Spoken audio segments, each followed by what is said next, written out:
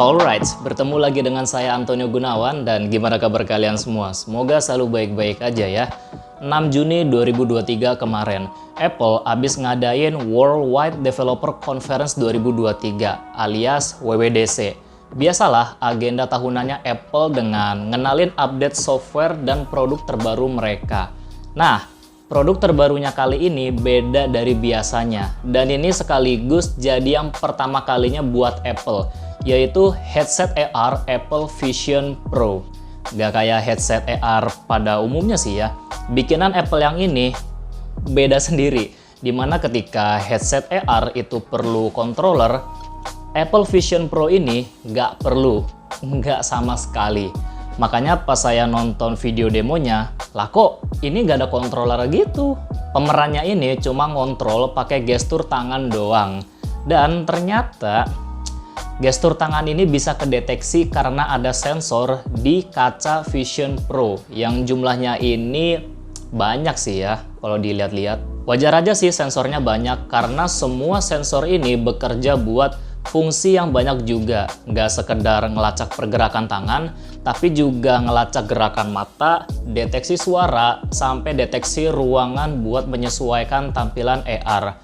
Bisa dibilang semua sensor yang ada di depan AR ini fungsinya itu layaknya mata kita aja lah, bisa ngelihat sekitaran kita ini, sama ngubah-ngubah posisi mata gitu.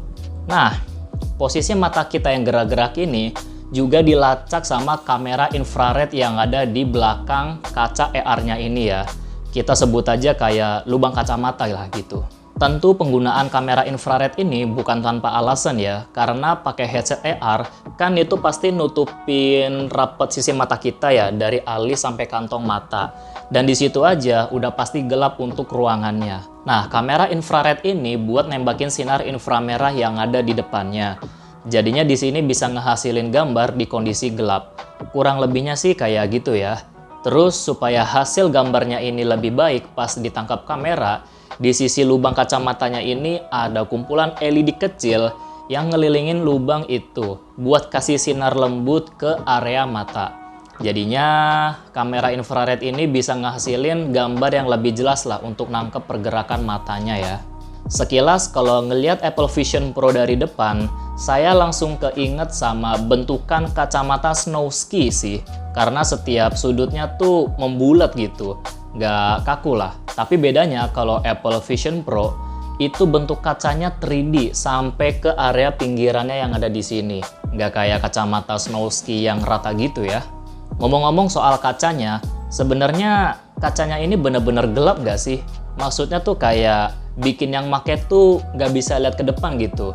Nah, menurut saya sih ya, ini gelap kalau berdasarkan dari tontonan demonya. Tapi di sini untuk kegelapannya tuh agak smoke gitu ya transparansinya. Kayak kaca helm Bogo lah kalau misalkan kalian tahu ya. Padahal kenyataannya kalau kita pakai secara langsung, itu penglihatannya bener-bener clear. Kayak kita ngelihat biasa aja gitu, kayak begini. Ya, ini lagi-lagi karena fungsi dari kamera di bagian depannya ya, yang bekerja buat penglihatan kita. Terus, kaca depan yang smoke ini, kadang dia berwarna, kadang dia enggak. Nah, yang lagi berwarna-warna ini, sebenarnya karena lagi nampilin konten dari Vision OS. Iya, jadi Vision OS ini sistem operasi khusus buat headset AR bikinan Apple, yang pondasinya itu diadopsi dari sistem operasi macOS, iOS, sama iPadOS.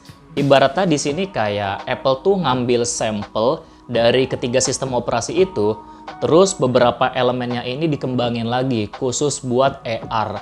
Kayak contohnya itu nambahin sistem real time yang lebih akurat, terus rendering, kinerja aplikasi 3D, sampai special frameworks. Cuma di Vision OS ini nggak kelihatan ada satu aplikasi yang biasa kita temuin di perangkat mobile Apple, yaitu App Store.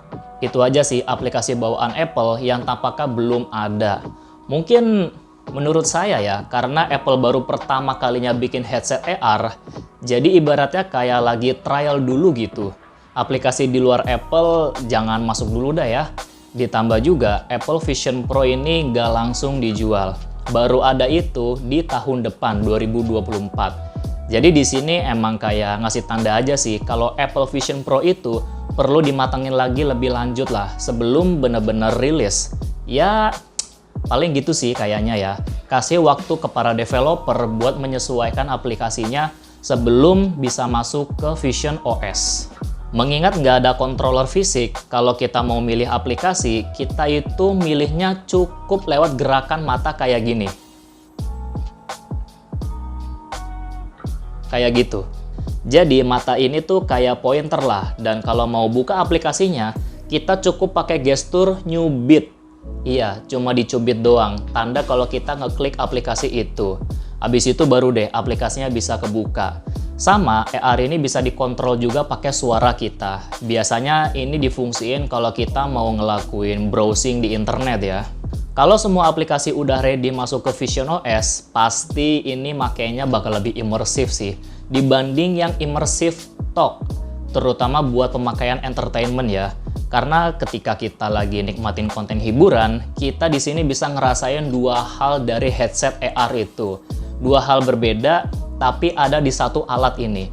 Pertama, ngerasain nikmatnya tampilan layar OLED bikinan Apple dengan teknologi micro LED, yang mana untuk satu micro LED-nya ini ada 64 pixel.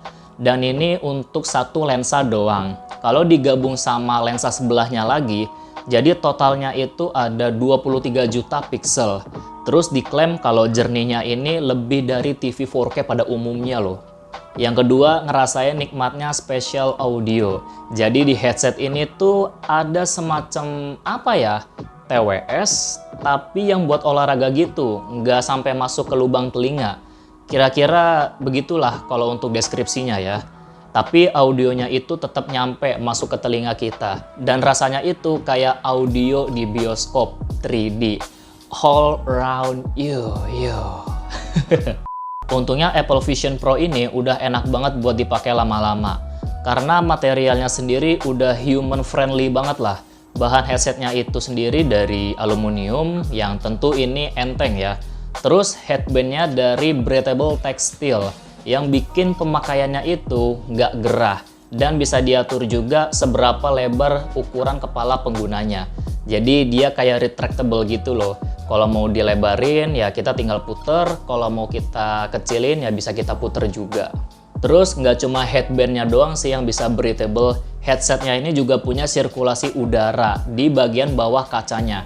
Supaya mesinnya itu ketika lagi berproses dia nggak panas ya. Oh ya, ngomong-ngomong, mesin dari Apple Vision Pro itu pakai dua chipset ya. Pertama ada chipset Apple M2, chip yang biasa dipakai di MacBook yang tugasnya ini buat performa AR-nya. Kedua, chip Apple R1 khusus buat pemrosesan sensor sama kamera dari AR. Jadi Apple M2 ini buat proses mesin, Apple R1 buat proses nangkep informasi dari sensor dan kameranya. Di sini bisa saya sebut kalau Apple R1 ini jadi AI-nya Apple Vision Pro kali ya. Karena yang baca semua informasi tentang kita itu ada di chipset ini. Termasuk salah satunya informasi ketika di FaceTime. Yes, jadi Apple Vision Pro ini bisa dipakai buat FaceTime juga.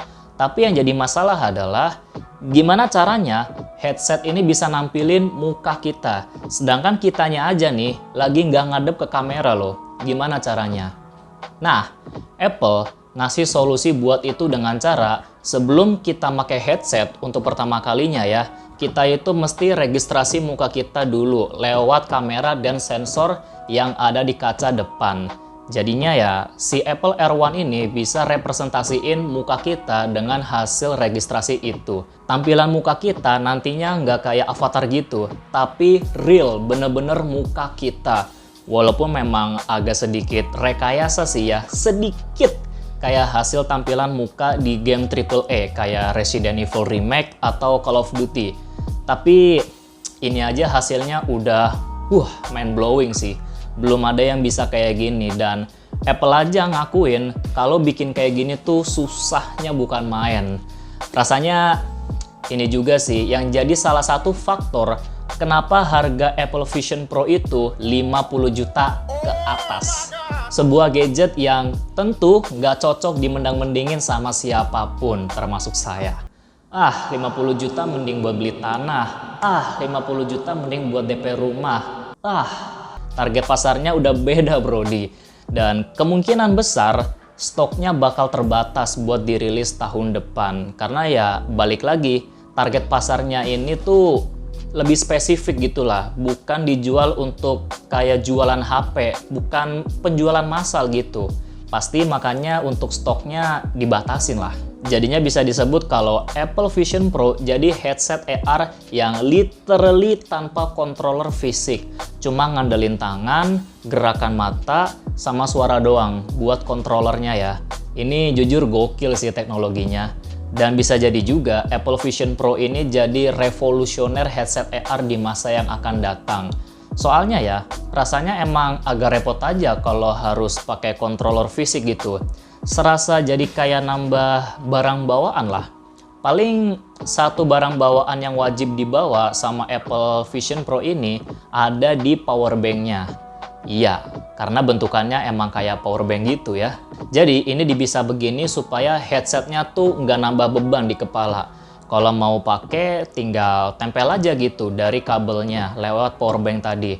Konsepnya ini sama kayak MagSafe yang ada di iPhone sih ya. Ya sebuah produk revolusioner banget lah buat dunia AR.